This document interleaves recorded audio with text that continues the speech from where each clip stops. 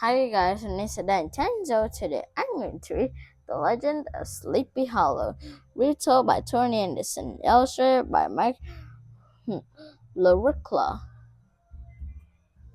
Focus question: what makes a story a legend? Well, there are many things that can make a story be a legend. First of all, when it is talked about the history of something, it's a legend. And it's also very popular with others, and it makes a story a legend.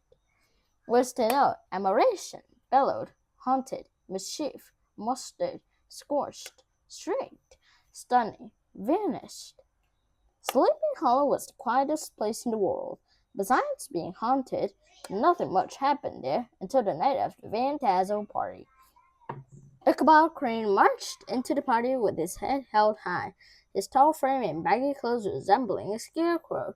He was at the party for one reason: Katrina Van Tassel. Katrina stood out at the party like a red rose on a snowy day. She chatted with Brom Van Brunt. He was broad-shouldered and strong. Brom enjoyed riding around on his horse, Daredevil. He was known for pulling pranks and causing mischief around town. Brom Van Brunt also liked Katrina. Ichabod mustered his resolve and went straight up to them. "Excuse me, Katrina," Ichabod said. "Would you care to dance?" Brom Van Brunt's face turned as red as boiled lobster. "I love to dance," Katrina said as she grasped Ichabod's hand. Ichabod and Katrina tore around the dance floor as if there were no tomorrow. The joyful and lively dancing caught the attention of everyone at the party. Ichabod imagined he could dance his way right into Katrina's heart. The longer Ichabod and Katrina danced, the more jealous Brom Van Brunt became. When the band took a break, Ichabod and Katrina stopped for a drink at the punch bowl.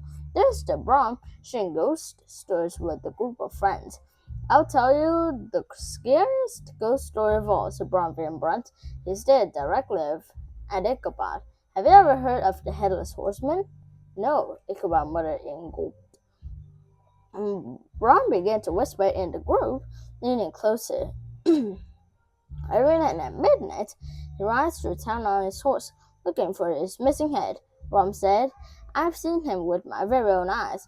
I was riding along late night when this fellow came trotting up. He asked him if he wanted a race. He didn't say a word because he didn't have a head. So I took off on Daredevil," Brom bellowed, and he came tearing up behind me. I raced him up to the church bridge. Once his horse set foot on the bridge, he disappeared in a flash of fire. The audience stood in tense silence. "If you ever see the Headless Horseman," Brom Van Brunt said, "head to the other side of the church bridge. Otherwise, you're done for. Of course, if you're as fast as me, you have nothing to worry about." "That was really brave of you," Cordelia said. She looked at Brom with delight and admiration. Ichabod took one look at Brom and grunted. Great imaginary story. Jealous of Katrina's admiration for Brom, Ichabod took her hand and pulled her toward the dance floor. They danced to a few more songs, but Brom Van Brunt's story was stuck in Ichabod's head. Just before midnight, Ichabod said farewell to Katrina and promised to visit her soon. Then he climbed on a tired old plow horse he had borrowed from a local farmer and set off home. The wind whistled through the branches. An owl shrieked. The Headless Horseman filled Ichabod's mind. He attempted to sing to soothe himself, but his normally steady voice caught in his throat. Then he heard another sound coming up behind him. A horse. The horse and rider trotted up next to Ichabod, but it was too dark to see them. "Good evening," Ichabod said.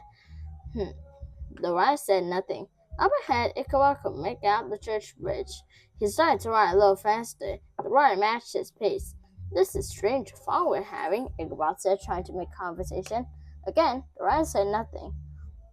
The moon slid out from behind a cloud.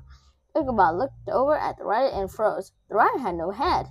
In his hand, the rider had held a huge pumpkin that seemed to glow in the moonlight. He raised it higher above where his head should have been as it burst into flames. Ichabod screamed and kicked the sides of his horse. The horse barely sped up. The safety of the church bridge waited up ahead. Faster! Ichabod yelled to his old blind horse. Almost there! The ride was close, but then Ichabod heard his horse's hoofs stomp by the wooden bridge. He sighed with relief. I made it! Ichabod screamed. He heard the rider's horse behind him. He turned to look from the safety of the bridge. A flash of flames rushed toward him, and all went dark. The next morning, a schoolboy discovered Ichabod's horse grazing in the field by the church. On the ground next to the old bridge, he found Ichabod's hat and a scorched pumpkin. Ichabod himself had disappeared. Not long after Ichabod vanished from Sleepy Hollow, the tree and Brown were married. When folks told the story about Ichabod Crane, Brown would always smile. Some said, whoops. Others, who knew about such things, swore the headless horseman had taken him on that dark night. Thank you for listening. Goodbye.